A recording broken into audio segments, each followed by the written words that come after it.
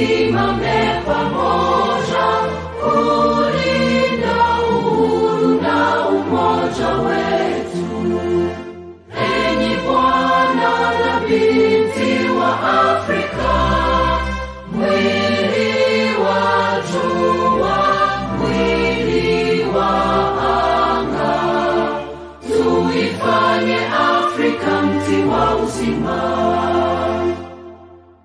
Tuungane sote tuimbe pamoja, kuenzi shikamano hatima yetu.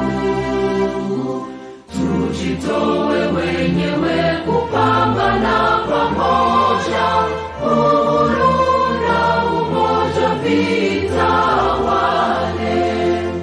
Enyi Bwana na binti wa Afrika, mwili wa jua, mwili wa anga, tuifanye Afrika mti wa uzima. Tuungane sote na tujibidishe kutoa kilicho bora kwa Afrika. Chimbuko la wanadamu, chemchemi ya utamaduni, tumaini letu wakati wa mafarakano. Enyi Bwana na binti wa Afrika, mwili wa jua, mwili wa anga, tuifanye Afrika mti wa uzima. Let us make Africa the tree of life. Let us make Africa the tree of life. My name is Katom Kasa. I'm a Ugandan interested in issues, human rights and development. And this is Humanist TV Africa, where we always have an opportunity to get people to educate us and to learn from them, but also to share with the world. I want to encourage you to please subscribe to Humanist TV Africa. That is our Facebook name, but also our YouTube name. It is Humanist TV Africa. I want also to encourage you to please send us an email. Our email is info@humanisttvafrica.com. Plus our WhatsApp number is right there. Brian Kabeko is the spokesperson of this organization. He's based in Nairobi, Kenya. We'll be able to respond to you. Now, today we are going to be handling something very important, and we want to go direct to it. This is the episode number 5, where we talk about issues to do with health, but specifically food and the rights thereto. Today we are talking about unmasking aflatoxins, the silent threat in our food chain. And this is episode 5. We are happy to be able to always have our able guests, Mr. Kimera Henry, and of course Bernard Bambale. And today we are very proud to be having an additional team of experts, Madame Agnes Kirabo from Food Rights Alliance, Uganda, right there, should be able to tell us more about her work. And of course, Professor Kaya, an academia from the Noble Makerere University. We are so proud to have you today. I will start with the guests for today. Let us start with the gentleman on the top, who is Professor Akleo Kaya. You are most welcome, sir. Let us hear from you, a bit of introduction from you. Thank you very much, moderator. Good afternoon, good evening, good morning, wherever you are. Ladies and gentlemen, I'm Professor Akleo Kaya from the Department of Food Technology and Nutrition, Makerere University, where I have been teaching for about 35 years right now. So I do specialize in food safety, food science and technology, various areas of really food science and technology, especially food safety with mycotoxins, of course, taking a lead in that area, nutrition and so forth, as may be required. Thank you, but with that great experience, definitely. Thank you, sir. Thank you, Professor Akleo Kaya from the Noble Macquarie University, which is also my university there, and has been there for 35 years. Quite very interesting there. You have done a lot of good work. I left there 22 years ago. Now you have been there for 35. Quite an incredible kind of work you are doing for Uganda. I respect teachers, I should say. I love teachers. That's why I always give them the best credit ever, because they make us who we are today. I want to, in the studio, to welcome Muchala Agnes Kilabo, who is the Executive Director of Food Rights Alliance. Right there, should be able to have a word with us and, of course, get to know her a little more. Madam Kilabo, if you're ready, we want to welcome you to also give us a bit of an introduction.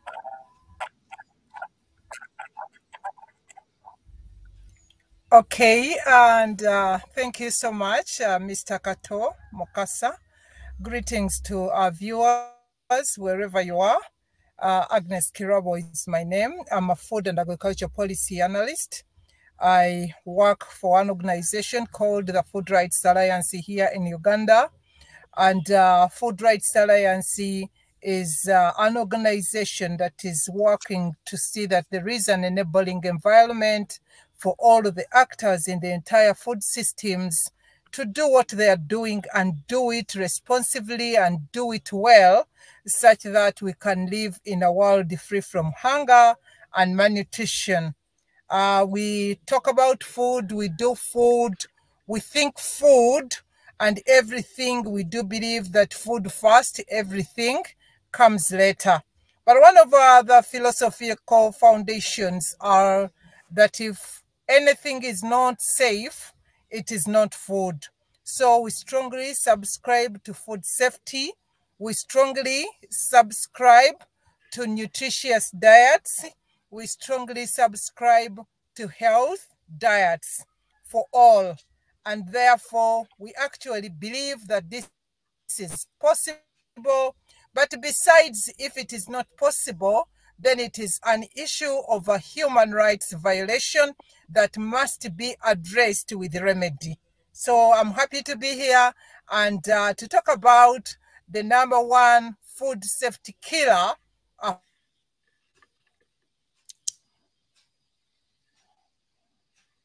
Yes, right there. Yes, Miss Kirabo, Madam Kirabo is a bit off. Remember, we are live always. You have to excuse us when things go not the right way, but she'll be back very soon. Now, thank you so much for that beautiful introduction from Agnes Kirabo. That was quite a good one. I always learn from these professors. Yeah, everyone here is my teacher in one way or another. So let us hear from Mr. Kimera. Good morning, good afternoon, good evening, and good night to all those that are in different time zones. I am greatly honored to be with you on the 5th episode, and I am greatly honored to be joined by my other 2 colleagues.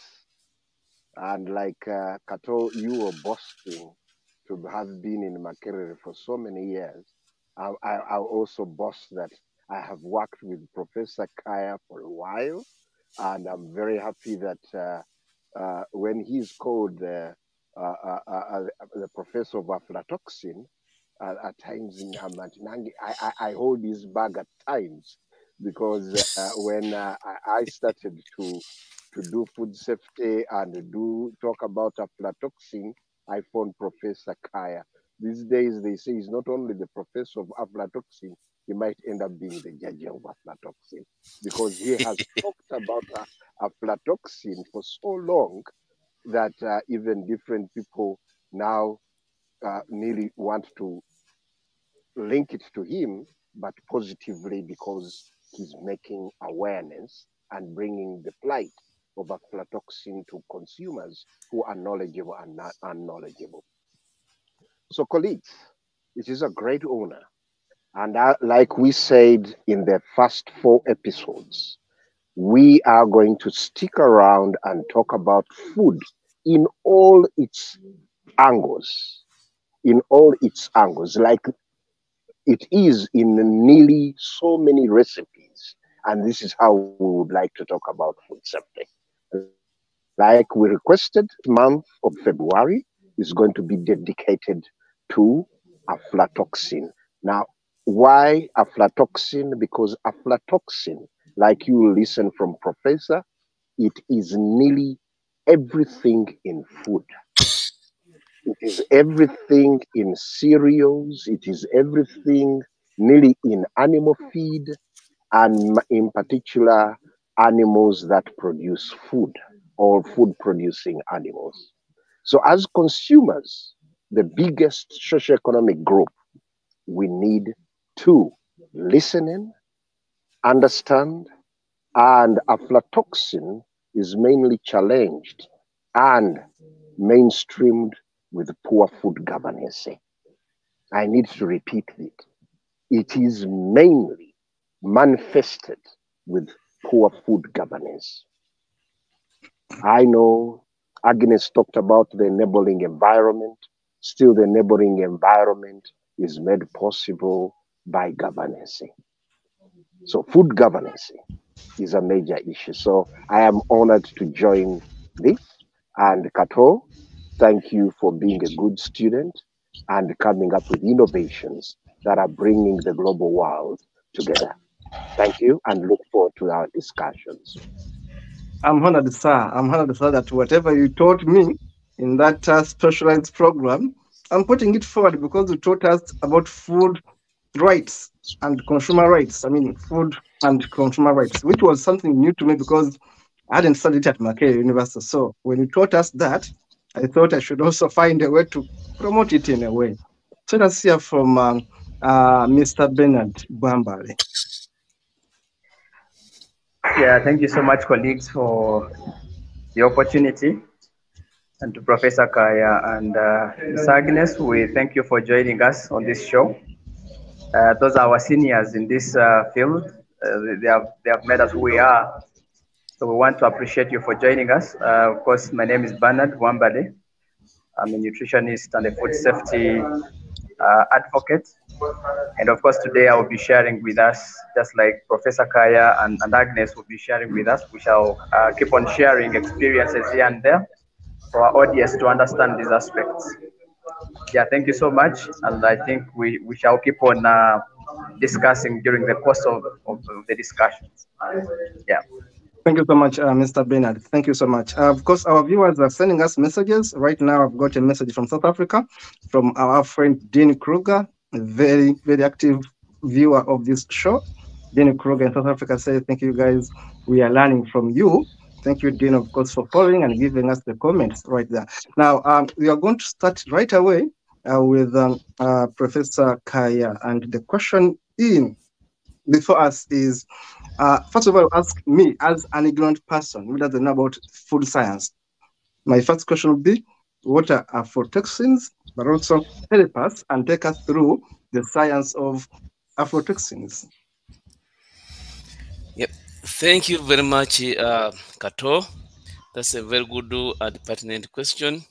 And I try as much as possible to explain it from first principles, of course, based on the fact that we have both scientists and non-scientists. Now, from first principles, when we talk about food safety, we are referring to a situation where, food contains objects that can cause harm, that can injure the consumer. So these can be biological, that is, for example, those which have got life, like microorganisms, and then we have got those which are physical, like stones, metals, etc. And then those which are chemical, those which are now chemicals in nature, and they don't have life. So these chemicals, which can be actually toxins, can really cause injury to the consumer when they are in significant quantities.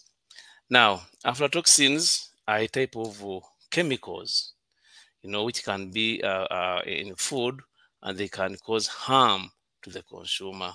How do they come into food? food can be contaminated by a number of microorganisms, the bacteria, the fungi, the viruses. These can directly consume the food, or when they are consuming the food, because they also want to grow and multiply. So when they are consuming the food, some of them can produce toxins, waste products. Just like when we eat, we produce the feces and also the urine. So some of these microorganisms can produce the toxins, these chemicals, which don't actually have life. So they are waste products. Similarly, fungi, as I said, one of the categories of microorganisms, when they invade the food, some of them, apart from directly consuming the food, and of course causing decay or rotting, they can even produce toxins, secondary metabolites. Now, particularly for this type of toxins, the aflatoxins, you see, let me also categorize fungi into two categories. There are those which normally contaminate food which has got a lot of water, high moisture content food. But there are also those which contaminate low moisture content food. For example, food which has been dried. So those which normally contaminate food which has got a lot of moisture are found, for example, in the field. Like watermelons can be 98% water. They can be contaminated by microorganisms. But here we are going to be talking about specifically a category of fungi which contaminate foods that have been dried, whose moisture content has been reduced from say 20% and below, up to when you reach a level where they cannot actually survive. So these fungi, when they enter the food which has got suitable moisture content for them low, they start eating, consuming, and then they produce waste products. These waste products are known as mycotoxins. Scientifically, the fungal toxins. Now, out of the so many, actually there are over 200 mycotoxins. Those which are of great importance are few. There may be about 7, 8 there, and they may include number one, aflatoxins, and I will tell you why they are called aflatoxins. 2, we have got fumonisins, we have got zearinones, we have got T2 toxins, etc., patrin. Now aflatoxins are number one out of those to be in terms of potent, in terms of importance, negative importance. So the kind of molds of fungi which produce aflatoxins are known as aspergillus flavus. So the name aflatoxins comes from that type of fungus, aspergillus flavus, because it produces those toxins which I talked about. So we have aspergillus flavus toxins, hence the name aflatoxins. So that's now the brief about that's why they are known as aflatoxins. So sometimes people say aflatoxins. Sometimes they misspell the name, but actually it is supposed to be aflatoxins. I'm learning. Because the fungus that produces them is known as aspergillus flavus. That's the scientific name. Aspergillus flavus, then toxins.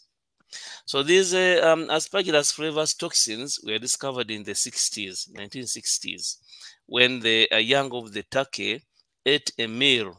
They were fed to a feed, which had the peanut groundnuts in it, and then they died in large numbers. So scientists at that time went and took the feed, the remnants of the food into the lab, and they found out that actually it contained the significant quantities of those toxins, but they appear in minute quantities. So then from that time, actually research started, including, by the way, in Uganda, because our, aflatoxins have been reported as far as 1967. So you have some publications of 1967, 1980, I mean 1970 there. People had started studying about aflatoxins. But of course, when the whites left during Idi Amin's time, now work has stopped until late 1990s when we actually resumed. So these toxins, what I want people to differentiate between aflatoxins, which are toxins themselves, which are poisonous, and the fungi that produce them. Because sometimes people see, maize which is moldy, and then they say this is aflatoxin. No, what you are seeing are signs, or there may be spores of the molds, are not the toxins. So the aflatoxins don't have life. They are chemicals produced by these fungi. So when they are produced by being chemicals, even if you cook food, even if you heat food, they don't actually die because they don't have life. So they say that the temperature at which you can destroy aflatoxins is about 420 degrees C. I always compare this with the temperature at which we roast groundnuts. Groundnuts are normally roasted at around 120 degrees Celsius. So if you increase to about 130 up to 150, you have to turn the groundnuts so fast that they don't burn. But imagine if you are going to eat groundnuts which don't have aflatoxins, completely eliminated, you have to roast them at 420 degrees Celsius, meaning that you are now going to eat ash completely. So they are not destroyed by heat, ordinary heat, cooking methods. They don't smell, and they are actually cannot be seen using our naked eyes. So we have to be very, very, very careful about them. Their effects, they always actually appear in very minute quantities. That's where, in fact, we talk about parts per billion. So the levels which are very, very effective, are about to anything about to, like in Uganda, we have got our regulatory level, which is 10 parts per billion. So anything above that, you never know, it may actually cause a serious problem. So that's how best I can simply or simplify the definition of aflatoxins. They are chemicals produced by a fungus known as Aspergillus flavus. Of course, these days there are even other fungi which are being reported to produce aflatoxins. For example, Aspergillus parasiticus, Aspergillus niger. But mainly, in order to not confuse people, we stick to Aspergillus flavus toxins. Thank you very much. I don't know whether I need now to go ahead and tell you the kind of foods which are contaminated or not, or I just leave it at this level.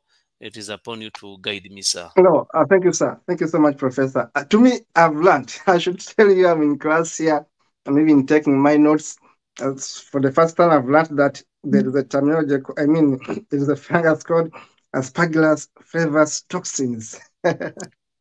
So I'm learning. I'm in class, and of course, you have told us that you need to kill them. You need over 420 degrees. That kind of heat. Therefore, you cannot kill them. And it's a chemical produced by these fungus. Now, I believe that so many people are actually learning from you and from this television. And thank you so much for educating us. Now, let us going back to you, and you continue educating us. That very next phase you wanted to go into. The kind of foods which are normally, contaminated by the fungus, such that it produces these toxins in there, include mainly the cereals, because remember I said that this type of fungus contaminates the foods which are of low moisture content. In other words, food which is being dried.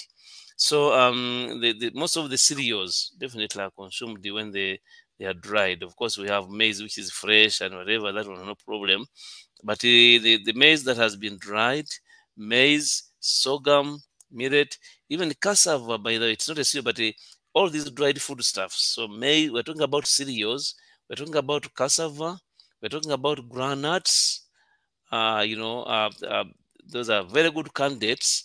Aflatoxins have also been reported in soybean. They have been reported in simsim, sunflower, and even fish, mukene.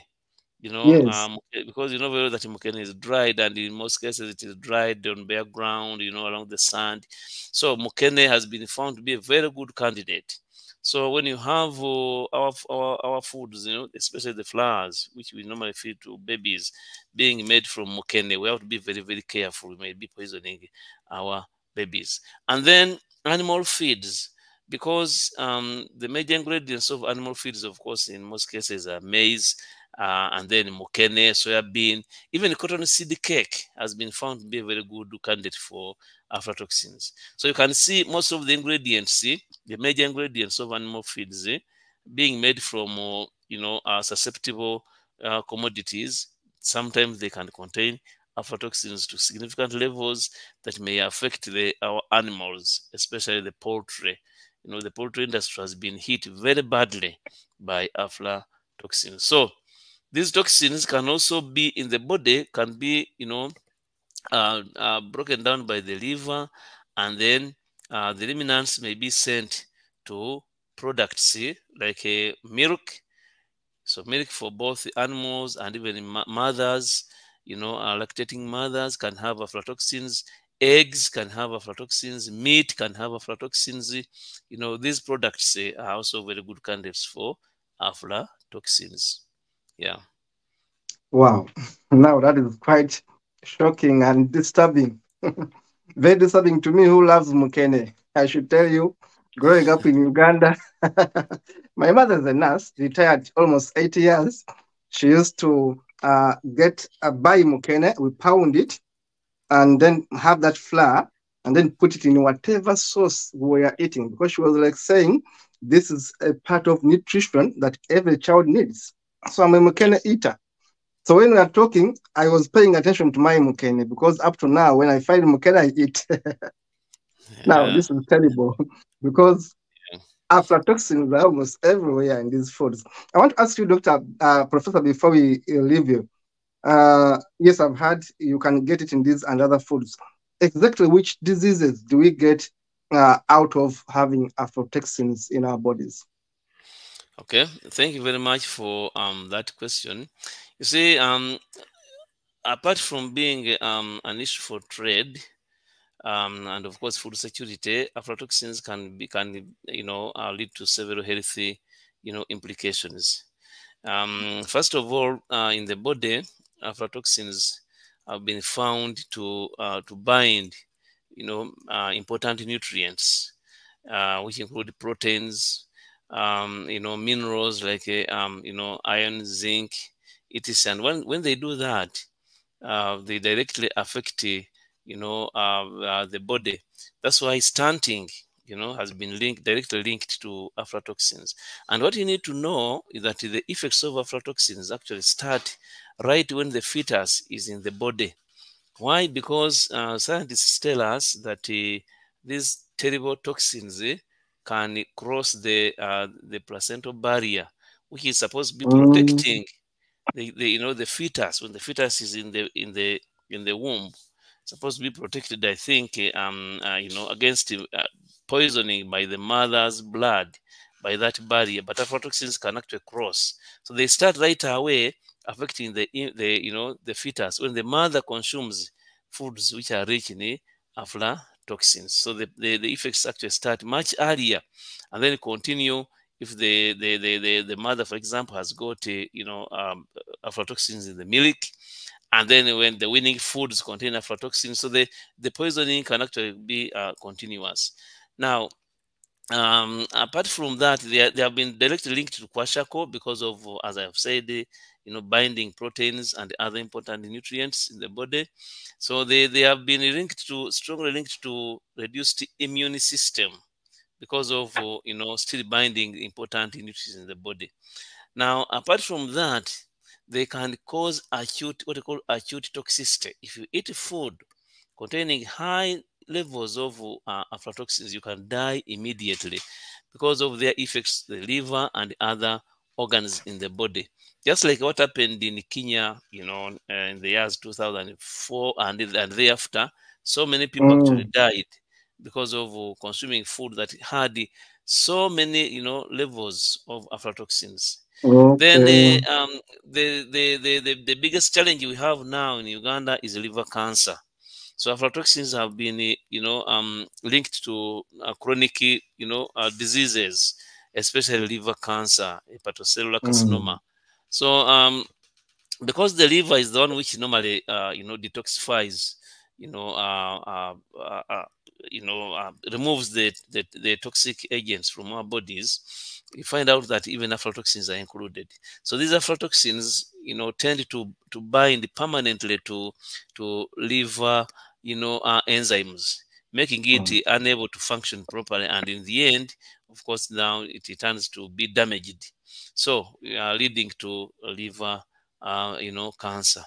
They have also been linked to increased or enhanced hepatitis B virus disease, still because of their effects on the liver. So these are not serious, these are not easy things. Actually, it is very, very serious. And I was reading one of the newspapers, I think around November, when there was a serious campaign against aflatoxins in this country by Parliament, and the minister, the PS Minister of Health was reporting that the Cancer Institute receives 56 cases of liver cancer, I think every week, because of consuming aflatoxin contaminated foods. So it is not something that small that we are really talking about.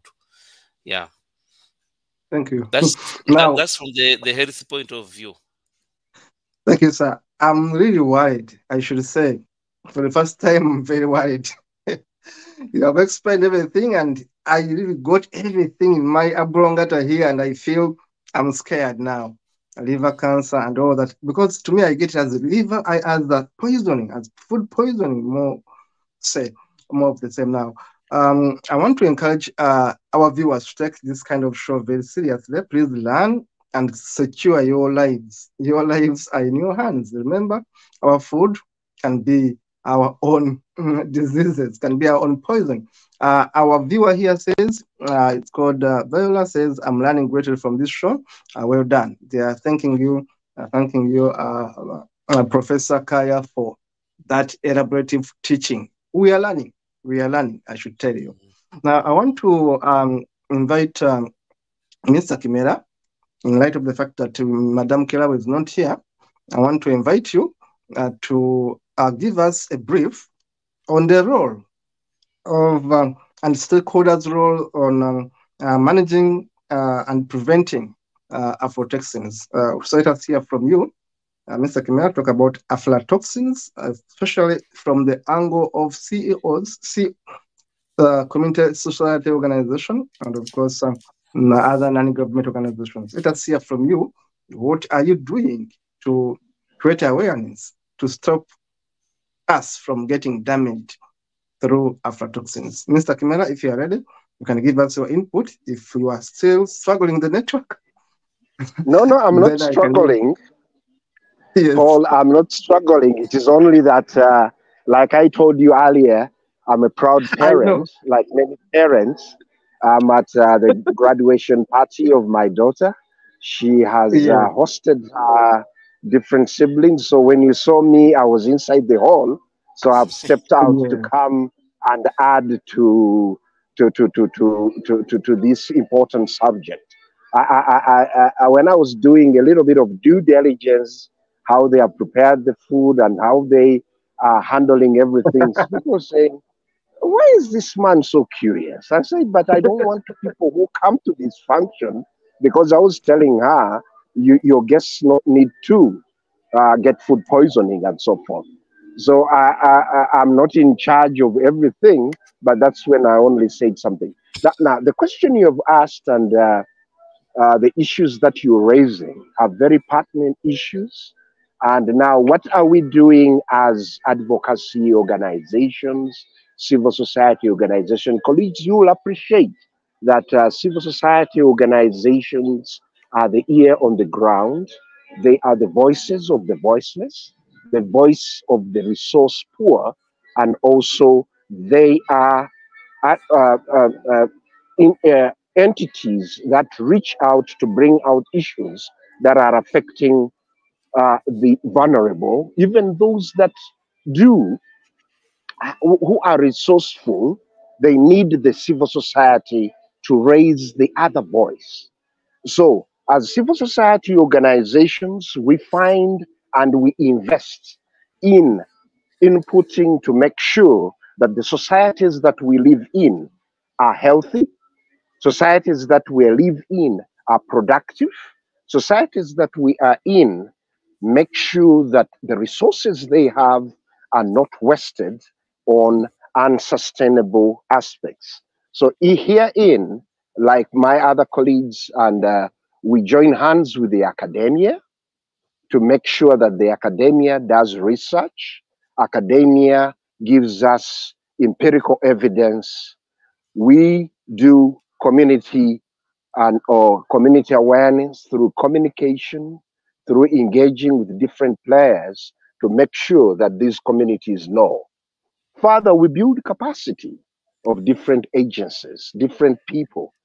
There is Bernard will tell you that during our work, there are people who are supposed to protect consumers, but when we share with them, they end up saying, we didn't know that this is happening. I'll give you just one small example.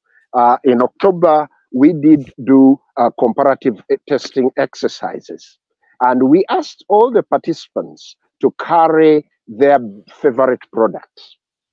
And one shopkeeper carried his best product, but when he weighed it on the weighing scale, he found that he was losing 10 grams per kilo. It is because his weighing scale was not calibrated. So he was very annoyed with himself that he nearly, he was nearly blaming. But we said, but you are not following the standard, because there is a weights and measures standard and the labeling standard, and you are not following any of this. So as civil society, we are there to build capacity, to make sure that all players who are serving consumers do better business and do provide safe, quality products. The other aspects that we do as civil society organization is the advocacy, to make sure that the environment, that's why from episode 1 to the 5th episode, continuously bring in the aspect of food governance. And where we say that the vagaries, the dangers of unsafe food come in if there isn't quality governance.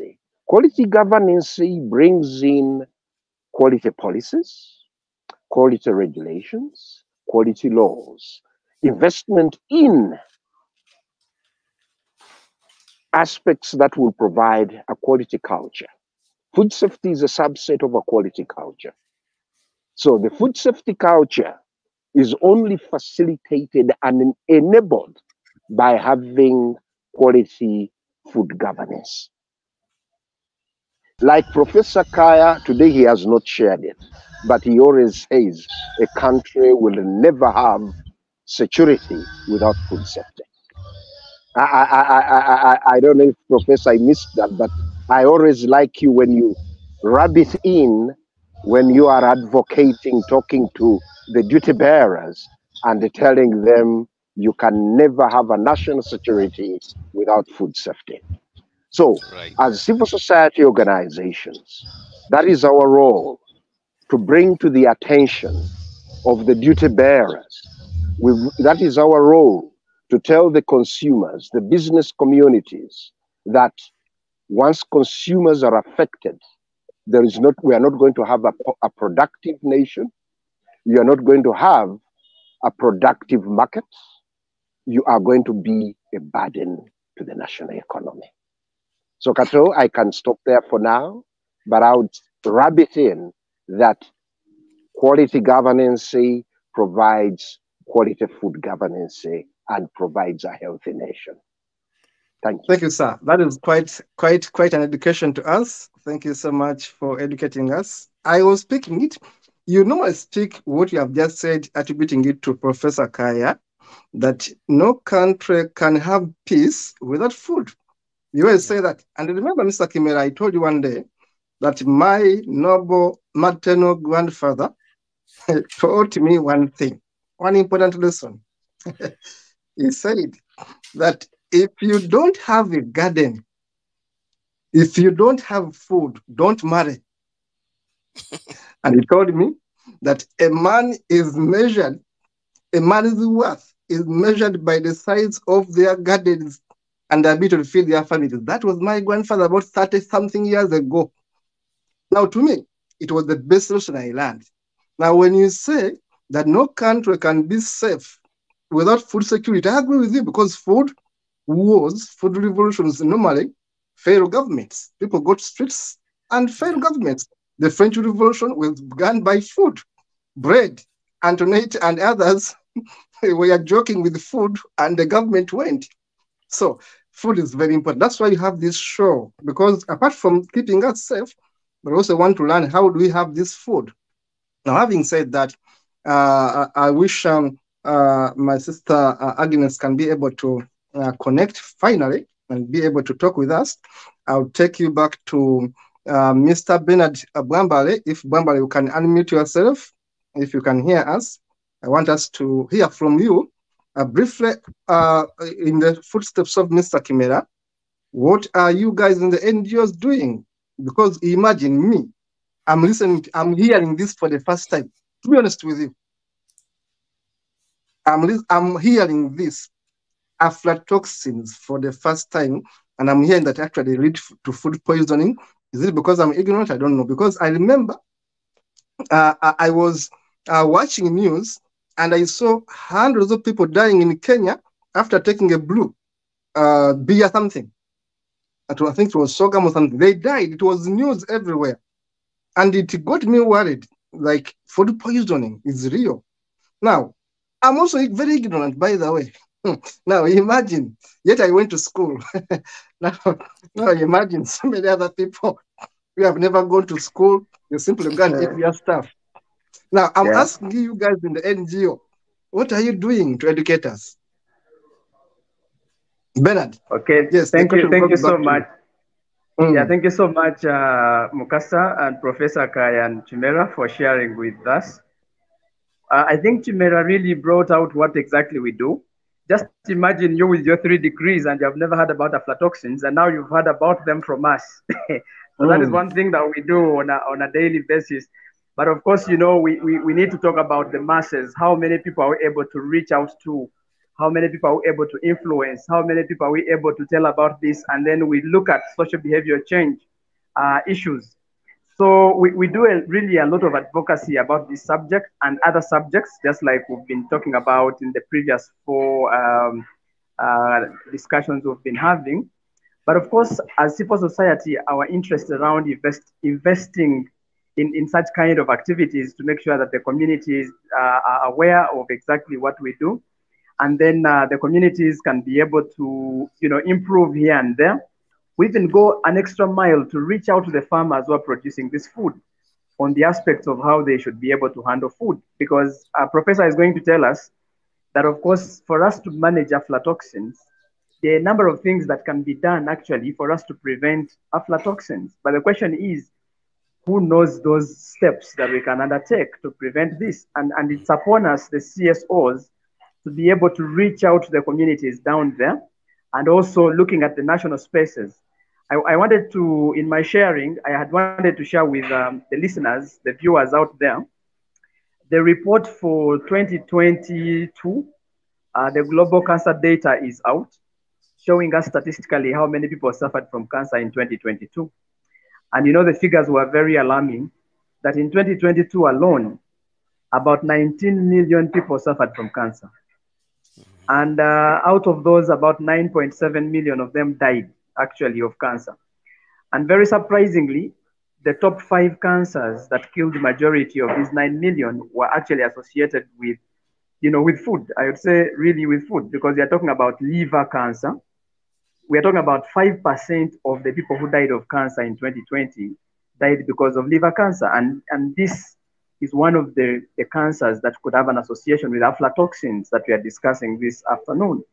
We even have 6.9 of the people who died of cancer in 2022. They actually died of stomach cancer. which also seemingly has a relationship with the food that people are consuming currently. So if you look at other types of cancers that were very prominent in 2022, we had, colorectal cancer to deal with, the rectum, small intestine or large intestines.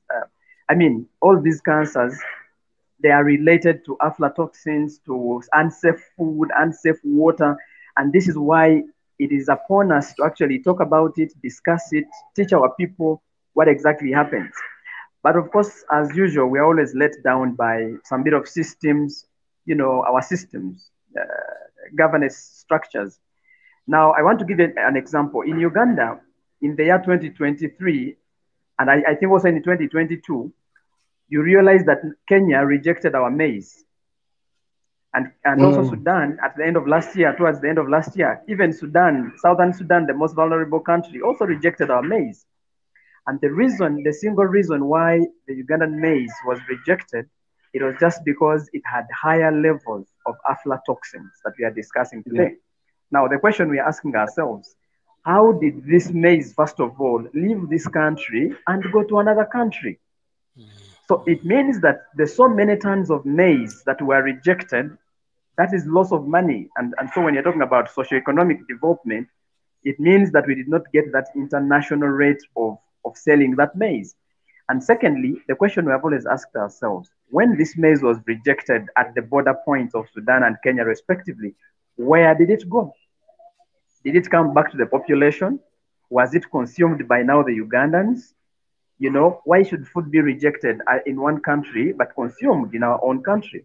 Now, these are the realities that we need to bring out as civil society spaces to discuss with government that, okay, as we export food, there is a system, there is a standard somewhere that has to be met.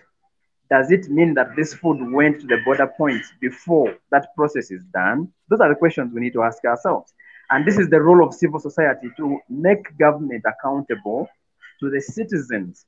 And that is what we've been doing on a daily basis. And I think that's why Professor was saying, if not Chimera, that Parliament, there was a campaign on aflatoxins just because the civil society space had brought a lot of noise about it.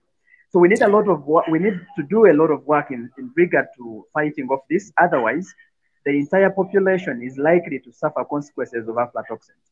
Maybe as I conclude this opportunity you gave me, look at our schools. Almost all schools depend on maize meal, posho, or this is maize. Now, UNBS a few years ago released a notice that all schools should buy grain from certified service providers. Now, it's barely 3 years ago, and we've not seen this happen. So the question is, who is supposed to ensure that the schools are actually giving children food from certified sources? But also the other question would be, is it easy to certify this food in this country? Do we have the services in place that are adequate to certify cereals, to make sure that these cereals are actually meeting the standards? Otherwise, if you have about 4 or 5 million children in school and they're all depending on posho every single day, it means you have about 4 million plates per day that you serve to these children. Now, if this maize they're consuming is actually having aflatoxins, what is the future risk of almost everyone having effects of aflatoxins? These are the contextual issues that the society has to understand, and then we have a mindset change, and we drive this agenda until everybody knows it's safe. If it's only food when it's safe, the moment it's not safe, then it ceases to be food. And maybe the very last idea that I think about is the food system has changed because of moral and cultural degradation. I would say moral decadence. In our society, food was handled, I don't know, our elders used to handle food in a manner that food is protected from anything that can spoil it. Unlike these days, in the olden days, you wouldn't see a person drying food on a tarmac road because there was that cultural morality. Now, because of this degradation of morals and culture, people can dry food on tarmac roads, on rusted iron sheets, on bare ground. And surprisingly, every food processing industry or factory is supposed to have a moisture regulator, meaning that when they bring cereals to for you to process, there is that obvious thing that you need to check out for moisture content. But what we are seeing is that most of these companies or food processing sites, they don't have any moisture meters. So you get someone with maize which is really dry to the level acceptable, and then they mix it with maize which is actually not dry. So what happens at the end of the day is that you have food which is molding, and so the risk of producing aflatoxins. And this is the environment in which we are living in. And this calls for morality and cultural, go back to the culture. What is our tradition? How are we handling food? How do we manage food? And at the end of the day, I think if we go back to that, we can change society and we can improve the status quo of aflatoxins and also other unsafe food situations. Yeah, thank you. Thank you, sir. That you have educated me. You have educated me. I always say, despite my education, you say 3 degrees. Yes, I have 3 degrees diplomas, but I'm ignorant. For the first time, I learned aspergillus flavus toxins from the doctor there, from the professor there. So I'm ignorant. I keep on learning because I didn't study everything. Now, secondly, my father died from stomach cancer. And we have had issues of stomach cancers in my family. So it is very touching to me when I hear what you people have said, because I think we have a problem. And I think we are not doing enough to educate our people, to educate ourselves, to be conscious. You made a very important statement there about food safety, as we're concluding, Bernard, that if you don't teach these things, they're going to haunt us. Now, I want to invite the professor to give us a closing note. Maybe in the future, if we have time, we shall get you back, because this is a very big subject. I know at Makere I've taught for 30 years, which means every day is something new you should be teaching us. Maybe next time when we have time, you'll come again and educate us. Now, I want you to take this opportunity, sir, to give us give us a summary of what you have studied today, what you have taught us today, and then give us a benchmark going forward. Then we shall look at the way forward based on what you have taught us. Thank you very much. I wish I could have much more time to educate the the public about this important food safety issue. What I want people to remember is that aflatoxins are not easy to eliminate from the food. Once they are there, they are not very easy to eliminate because they are actually chemicals. They don't have life. Even if you want food, even if you eat food, you're not going to remove them. So there's the very important aspect which my colleague Bambali was touching, the why. Many people are saying, but why are we talking about aflatoxins now and not in the past? Were they not there? What you need to remember is that now we have opened up ourselves. What used to be food crops in the past is now food for export, food for trade. Maize, groundnuts, etc. are traded everywhere. That's why Mr. Wambali was talking about our maize being rejected, in the international, markets where they are very stringent, where they are very strict with the regulations. Our poor governance here, the food control system is very poor. So if we are going to consume the food within, we may not be able to reject the food ourselves because of the poor, governance. But once we talk about export, we have to comply to the standards, and aflatoxins is one of those regulated, standards in the food. So let us try to control. Secondly, Mr. Wambali has talked about a very important, issue, the moral decay, the morals. Where did they go? If you look at the way people are processing groundnuts, in these markets, we buy groundnuts which are pounded. Yes. The technology is very good because it saves time. You don't have to go back home and pound and whatever. But what kind of groundnuts are they actually milling? The poorest of the poor, the rotten, the what, and they even add anything there. So when you take those in the lab, you determine them in terms of aflatoxin, you find the highest levels are in there, because people are not concerned. Secondly, the lack of awareness, I think, is also serious. So that's why it is important that we bring in this kind of awareness campaigns, because if people are aware and they are careful about what they consume, they should be able to reject some of these poor quality produce. So awareness is very, very important. But ladies and gentlemen, let us handle our food very well. Let us stop drying food on the bare ground, because the fungi that produce these toxins, soil is the best medium for them to survive. So when you put the produce directly on the bare ground, you're just giving it food to start eating and then produce the toxins. When we are processing our food, like for example shelling, let us not beat to damage the grains, because once you damage the grains, then the toxins, the fungi will enter very easily and produce the toxins. Then let us dry our food properly. Let us handle the food properly. We can very, very easily minimize contamination by these, fungi which produce aflatoxins, despite the fact that you cannot avoid them because of the nature of our environment. We are within the tropics, which have suitable temperature and also rainfall for the molds to grow, but we can minimize through proper handling of the food. Thank you. Thank you, sir. That is an education to me. I should tell you, you have given me another master's in food nutrition now.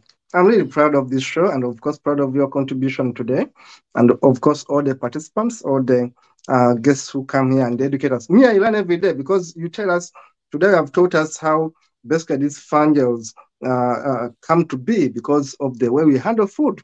When I was in where I grew up from, somewhere in Rengo, we used to put food on the ground. Cassava, they dry it on the ground. Maize, they put it on the ground. I think we are learning now that we have to get like a tundubali. I don't know, those guys would understand tundubali. Yes. You get a sheet and put it there down so that people don't tarpaulin. That's the right word. Thank you so much, sir. Now, these are things we should do as people in Africa. In fact, I want to invite Dennis Bongole to give us the comments, some of the comments from our viewers, so that you can be able to read them before we shut down. Food Rights Alliance says masses lack civic consciousness and competence across the food value chain regarding the risks posed by aflatoxins and the potential opportunities associated with aflatoxin control. Yes, we lack civic consciousness. It's true. At least in my village and my district, where Mr. Kimara comes from, yes, we are ignorant. We need to be educated. Most of us are very, very ignorant. Nakasi Harriet says, I agree with you. CSOs are playing a big role in advocating for issues affecting the public in general. Yes, Harriet, that is right, true. But I want CSOs to do more. Please do more of these programs. Go in our villages, teach us. Dean Kruger from South Africa says, I wonder what effect climate change will have on aflatoxins. Maybe it can mutate. I'm going to take this back to Professor, even when he had closed. Yes. I'm going to take this back to Professor to explain. I wonder what effect climate change will have on aflatoxins. Maybe it can mutate. Professor, what's your view? Yes, a very good comment, really. Climate change can be manifested in form of, for example, excessive rainfall, just like we had this time, during the period of December, when it is supposed to be a dry spell for farmers to particularly harvest and dry their produce. We continue to have rain. So this rain meant that farmers cannot, who depend on open sunshine to dry their produce, cannot dry the produce adequately, meaning that the produce are going to be wet, and then when they are wet, they are going to be actually contaminated with molds very, very highly, and then the levels of aflatoxins will be quite a lot. Drought, we normally in Uganda we practice rain-fed agriculture. When there is no rain, drought, the crops in the field will be so susceptible to mold infection, and they have high levels of aflatoxins, because when they are stressed in the field, they are also supposed to have the immune system. Once they are stressed in the field because of drought, they are likely to be highly contaminated with the fungi, and therefore the levels of aflatoxins will be very high. So you can see that we need balanced, moderate rain, the way it used to be in the past, we used to have our 2 rainy seasons, and we would know very well that we have our 2 rainy seasons, which would come around maybe March, April, and then August up to about November. So that would be actually very, very good, and you would know when to produce, when to harvest crops. But because of climate change, rain can come anytime. You can have El Nino, drought can set in. And I think that's where now government is trying to put emphasis to see that they mitigate the effects of climate change, since we are depending on natural weather to produce and also, process and dry our produce on farm. Yeah, thank you. Sir. That is well explained. I've learned it. And Dean Kruger, my friend in South Africa, has got it. I do think there is Festus Stone Kubirwa says, thanks, Professor Kaya and the team to teach us about food safety. And I always invite you to brainwash us in Rotary Club of Kisasi, Changia, where we have many farmers. I repeat it. Thanks, Professor Kaya and the team to teach us about food safety. And I always invite you to brainwash us in Rotary Club of Kisasi, Chanja, where we have many farmers. That is for you, Professor. Yes, I'm willing to go, and at no cost, by the way. Thank you so much. Now, this is the patriotism. I'm now becoming a Ugandan again. Patriotism. The love for our country. Now, thank you so much, sir. Yep. There is Kamugisha Alan sent so many messages, by the way. Well done, Kamugisha Alan. There are other messages Dennis I haven't seen, but because of time, we are going to wrap it up and say, give it back to Mr. Kimera to say your parting shot. And of course, Sir Bernard will close with his, and then we shall be out of here. Possibly, Doctor will come back. And I've been told that Madame Agnes will be also back throughout this February to teach us, and we'll learn more from her. Thank you so much. Let us hear from Mr. Kimera. You are parting short, sir. Yeah, thank you very much, Kato, and our global listeners, watchers, followers. This is very important, listening in and hearing and the messages that are coming in. So thank you very much. And colleagues, I would like to tell you, food is healthcare, food is medicine. You abuse it, it becomes poison. And Kato, like you were saying, in Ruwengo, we used to put dry food on the ground. And it is unfortunate that demised with cancer. But you'll get to know that some of our practices have got long-term effects. At times, the short-term ones, there we can take them very lightly, but the long-term ones are a serious impediment to our health. So, colleagues, let's adhere to food safety, let's adhere to good agricultural practices, and let's make sure that everything good. So thank you very much, colleagues, and next week we are going to be with you still on the subject matter. Like Professor has said, he will be in Chanja, he will be with us again and again until the end of February. Thank you very much, and all the best, colleagues. Thank you so much, sir. Bwambale, your parting shot for today? Yeah, thank you so much, Mukasa and Professor Kaya and Chimera Henry. The truth is that when it is not safe, it is not food. So our consumers should be really very serious. I always say serious.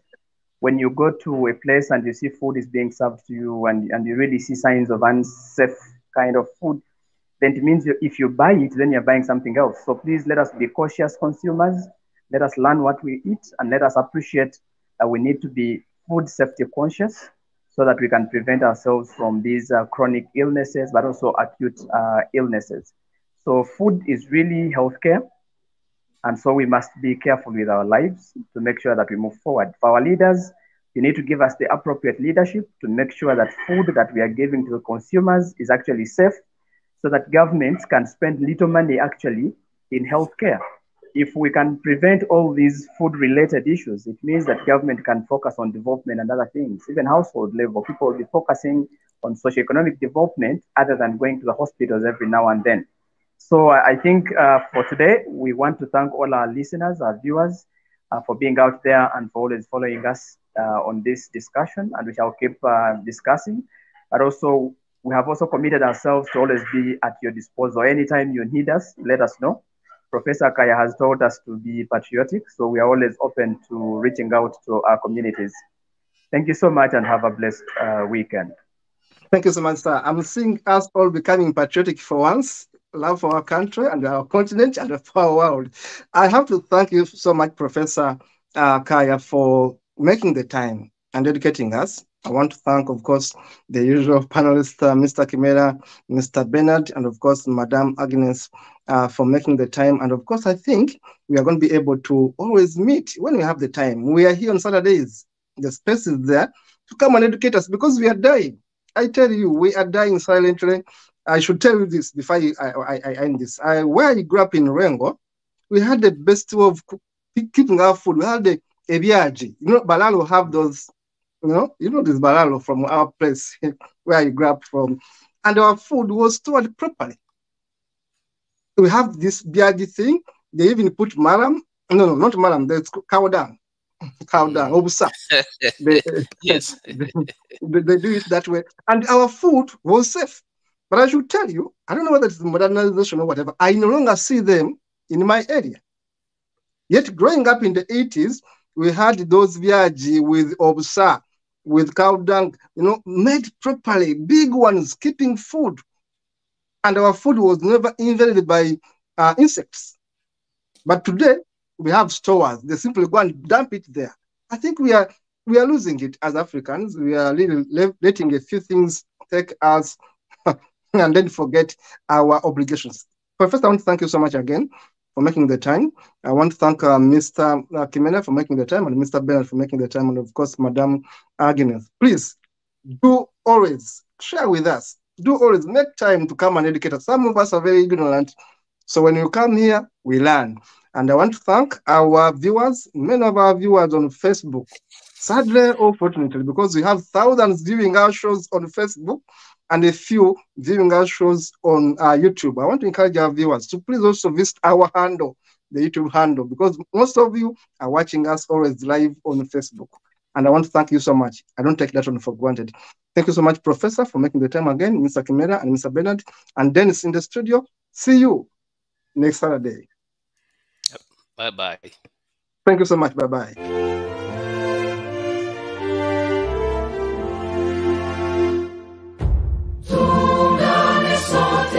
Tushereke pamoja ushindi kwa ukombozi wetu, tujitoe wenyewe, tusimame pamoja kulinda uhuru na umoja wetu.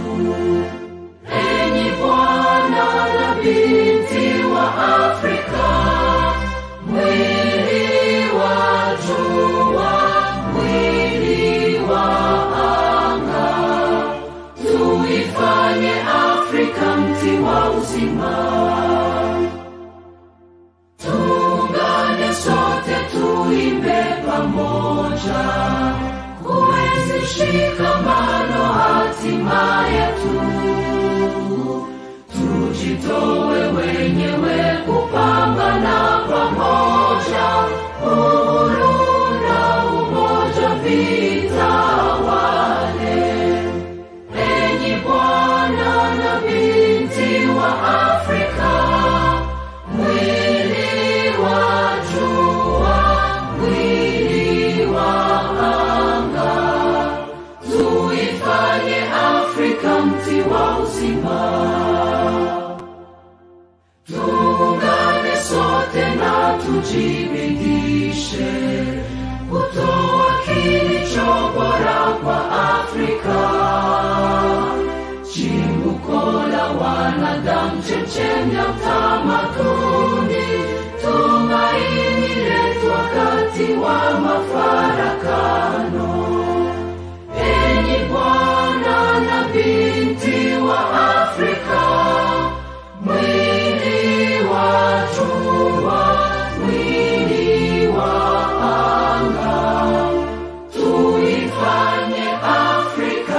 wakati wa